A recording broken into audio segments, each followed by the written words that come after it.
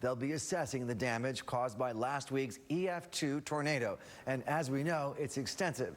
News Channel 3's Princess Shawnee Severson is live from a neighborhood on West Center and Julie Drive. And Princess Shawnee, it sounds like folks there are thrilled and relieved that some help is on the way. They are, Andy, and help is exactly what these people are going to need, especially after last week's EF2 tornado ruined nearly 250 structures, including this one that I'm right across the street from. You can see where this home's garage has been ripped away from its home structure. Starting this Wednesday to Friday, the Federal Emergency Management Agency, otherwise known as FEMA, is coming to Kalamazoo. They are going to be the ones to determine how much money cities affected by last week's EF2 tornado will get after hundreds of structures and homes sustained minor and mega damage.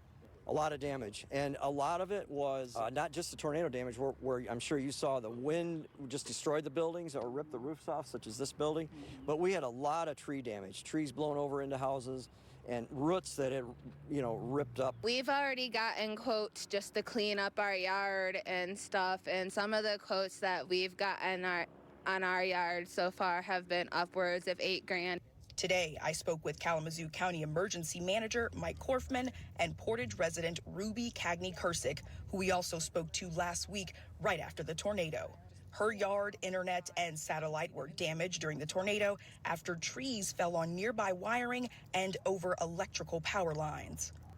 According to Korfman, FEMA's visit to Kalamazoo is going to be a massive help. However, it may not be a lot of help to home or business owners who suffered damage because of downed trees. So insurance is the first line of defense, okay? So property insurance comes first, and then if you have an insurance rider on your property insurance that covers tree damage that is not on the structure, you might be okay.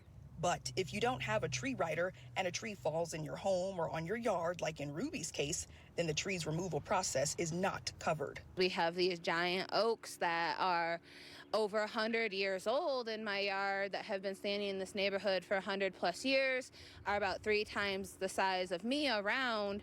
And like I said, you can't pick those up with average equipment. You need the big old haulers with the big old tree grabbers. Kaufman tells me this type of out-of-pocket money can cost anywhere from $1,500 to $2,000, and that's per tree. This is a common issue Korfman wanted to make clear before FEMA gets here so that people aren't angered or confused when the time comes.